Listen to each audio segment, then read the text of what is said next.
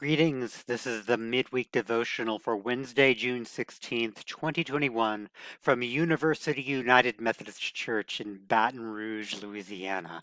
I'm John Fletcher. I'm a member here at University. Maybe you are a member here too. Maybe you're tuning in from afar. Either way, welcome. Thank you for joining me. So, this last Sunday, Pastor Katie, she preached on faith and truth, pretty typical sort of churchy things to talk about. She read from the Gospel of John, chapter 18. So, just a refresher, what's going on there? Jesus has been betrayed and arrested. He's interrogated by various levels of petty officer, finally arriving at the Roman authority, Pilate. And Pilate asks Jesus, "Is it true that you're the king of the Jews?" Which, if he claimed that, Jesus would be violating the law. And then Pilate asks, "So look, are you a king or not?" And Jesus answers him in a very Jesus-y way, not straightforwardly. Jesus responds to that seemingly simple question, "Are you a king?" with a complicated answer. "My kingdom," says Jesus, "doesn't consist of what you see around you. I'm not the world's kind of king, but because I am king, I was born and entered the world so that I could witness to the truth. Everyone who cares for truth, who has any feeling for the truth, recognizes my voice." And then Pilate says, "What is truth?" And that's kind of the end of the dialogue, at least as John records it. From "Are you a king?" to "What is truth?" And that last question really fascinates me. What is truth? On the one hand, it kind of appeals to the sort of nerdy philosophical side. It's that kind of late night dorm room question. But dude, what really is truth? It's heady philosophical stuff. But really, the question isn't just this abstract question, right? I mean, there are times in life when I really need to know just what the truth is. Does the person who's signaling ahead of me really intend to merge into my lane on the highway, or did they just leave their signal on? Or is it really going to start pouring rain like the weather app says it might if I start running around the lake? Or are all of the unmasked people in this coffee shop with me really vaccinated like I am? And if not, is it safe for me, a vaccinated person, to have my mask off? We're in a crisis of truth right now. Political scientists Nancy Rosenblum and Robert Moorhead write about this crisis in terms of what they call the new conspiracism. Now, look, they said there's been conspiracy theories, all through history. And most conspiracy theories have some kind of coherent structure, and it can be true. There's a conspiracy at Watergate, right, to spy on the opposite side, or there can be like kind of wacko conspiracies, like NASA staged the moon landing. But the new trend, they say, is a conspiracy theory without any theory. There's no coherent structure, no single source, no proof, just a lot of people are saying some stuff. Now, we're already familiar with, partisan polarization, right versus left, Democrat versus Republican, and that can lead to all sorts of awfulness like stereotyping, dismissal, contempt. But Rosenblum and Moorhead, they talk about a whole new kind of polarization. Epistemic polarization is what they call that. And what it means is just a deep and durable lack of agreement about just what is true in the first place. I mean, think about that. Imagine that you could travel back in time and talk to yourself from like 5 years ago. All the stuff that you'd have to explain happened in the last 5 years. Imagine explaining to that past self that just in a few years, the country is going to be torn apart. People will die and be killed and kill for questions like, who really won the last presidential election? Or is the global pandemic that's killing millions worldwide actually real? These aren't abstract questions. They're not the sort of issues that we can just, agree to disagree about. And worse, They're not the kind of divisions that we seem to be able to talk around or reason ourselves out of. Reasoned conversation depends on, a shared set of facts about the world. Reds and blues, generally, your mileage may vary, consult very different sources of information. We reflexively distrust information from the other side, where we lose a shared reality. What causes this? So, part of the answer is we can point to bad faith actors, media manipulators, conflict entrepreneurs, plain old scam artists who get profit and fame from rumor mongering. There's old evils that get supercharged by digital media. But really, when researchers about communication and reasoning look into this, the reason for this division has to do with our regular human shortcomings when it comes to discerning what is true. I mean, first of all, no human can be an expert on everything. Past a certain point of firsthand knowledge, we all have to trust other people, experts, our friends, our social media feeds. But the thing is, we humans often trust and believe and think we know for really not so great reasons.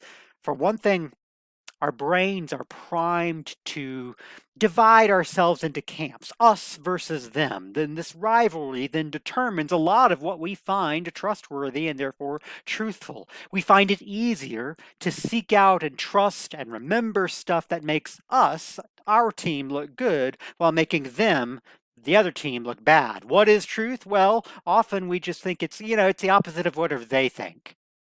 Another thing media researchers find is that if we hear or repeat even the most outrageous, horrible lie or half truth, if we hear it often enough, even to fact check it or refute it, we kind of sort of start believing it, at least at some sort of gut level. We remember the lie more than the correction. Well, we think it has to be sort of true, right? I mean, a lot of people are saying. So we're biologically and culturally programmed to believe the worst and to believe the worst quickly, loudly, angrily, and publicly. And so, what is a Christian to do? Now, I know the standard thing for someone like me to say would be like, well, see, here we can know the real truth. It's Jesus. When I was growing up Baptist, what? Well, you just have to know what the Bible says about that. How do I know if something I read online is true? Jesus. What is this critical race theory I keep hearing about? Well, just read the Bible. How do we respond to disinformation about COVID vaccines making people magically magnetic? Well, Jesus. It just doesn't work like that, right?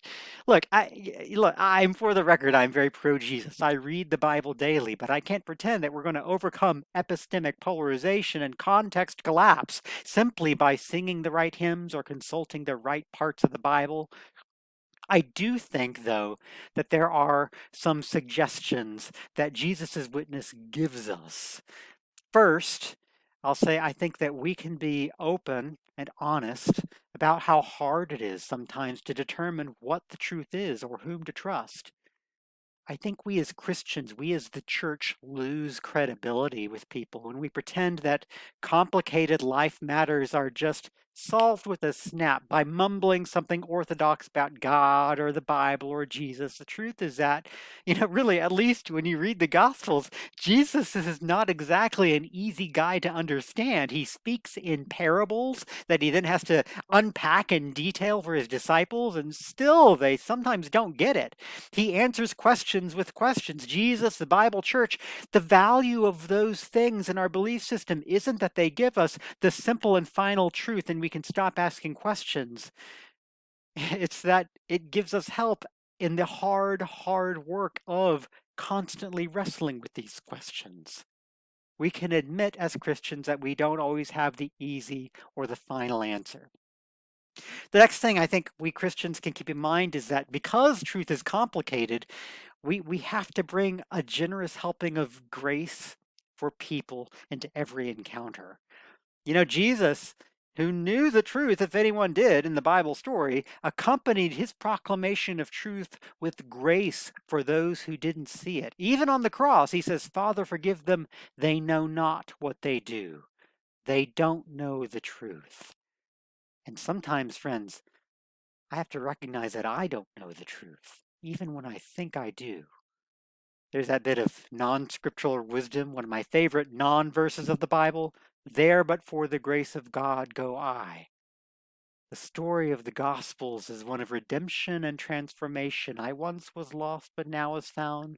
Once was blind, but now I see. I have been, in the past, pretty wrong about some things, hopelessly deluded about countless issues. Some of them are minor, some of them were pretty major. If you challenged me back then in my ignorance, I'd likely have doubled down. I might have sought out a team that made me feel justified rather than stupid, even if that team was as deluded as I was.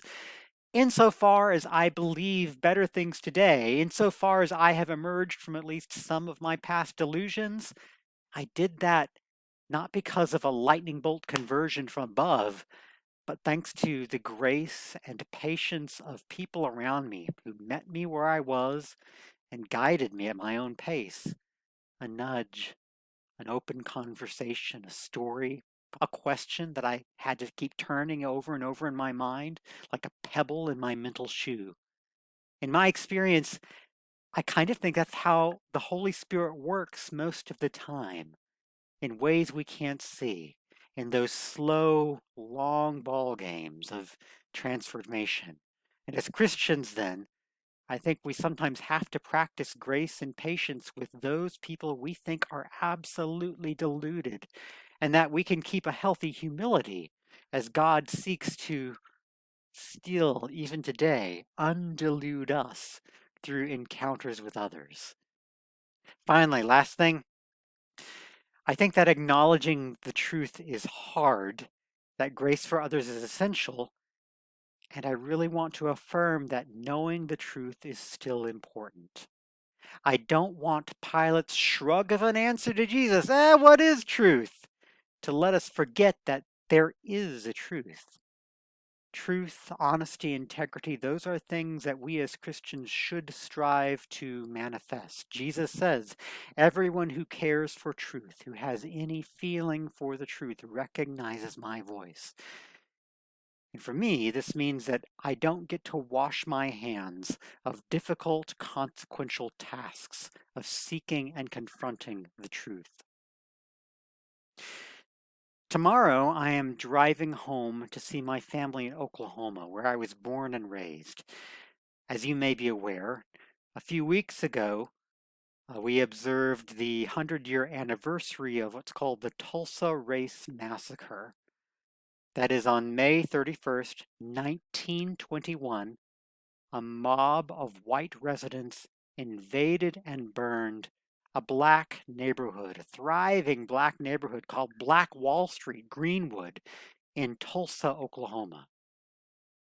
Hundreds of black people were slaughtered. Thousands were left homeless. And for decades after that, memories and official accounts of this massacre were suppressed. I grew up in Oklahoma. In the 80s and 90s, I took Oklahoma history. I learned nothing about this. Maybe if I stretch my brain, I heard or read one or two sentences about some race riot that happened. Friends, that was a lie. Our country's ongoing reckoning with our racist past has brought this long ignored truth of the Tulsa Race Massacre back into public consciousness. It is a tough bit of truth to confront, especially for me as a white person. It's not fun to face the simple fact that people who look like me, maybe even some of my forebearers, participated both in this horrendous murderous act and also, worse, participated in the conspiracy of silence and amnesia that followed it. I could say the same thing about a lot of American history in terms of race relations. I benefit personally today, even now, from the fact that I was born white in a country with a long practice of privileging white people. It's not a truth that affirms me personally. Plenty of white people get pretty antsy when we talk about it. They would rather, why do we have to keep bringing this up? Why can't we just get beyond this? Do we have to always bring this up and confront it. But friends, it is a truth. And as a Christ follower, I am called to deny Pilate's example of a not my business, wash my hands of responsibility dodge. I'm called instead to face the truth, to be curious about it, to acknowledgement, and to let that acknowledgement change me. I think that as Christians, we can and should mark the human tendencies that make us apt to ignore truth and believe lies. We can challenge ourselves to move beyond self-serving truths and omissions. We can ask, does this bit of information I encounter scare me? Does it outrage me? Does it confirm my worst suspicions about them, my best thoughts about us? Does it keep me secure in my belief that I'm a good, thoughtful, ethical person, not like those others?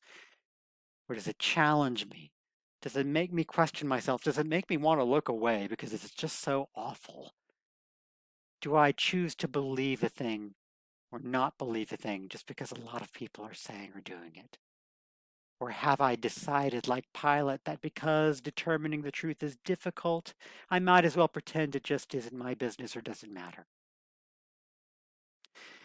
Truth is hard, yet we as Christians are called to pursue it. Truth is consequential, it matters, it is divisive, yet we are called to hold and share our truths with love. Truth is vital, yet we listen for the correcting voice of the Spirit to rescue us from our flawed understandings and our self-serving forgettings. This week, then, especially as you read or hear the news, as you browse your social media, as you talk with friends and colleagues, remember that question: what is truth? And remember to listen for the voice of truth with faith, boldness, grace, and love. God bless you this week. Thank you for joining me.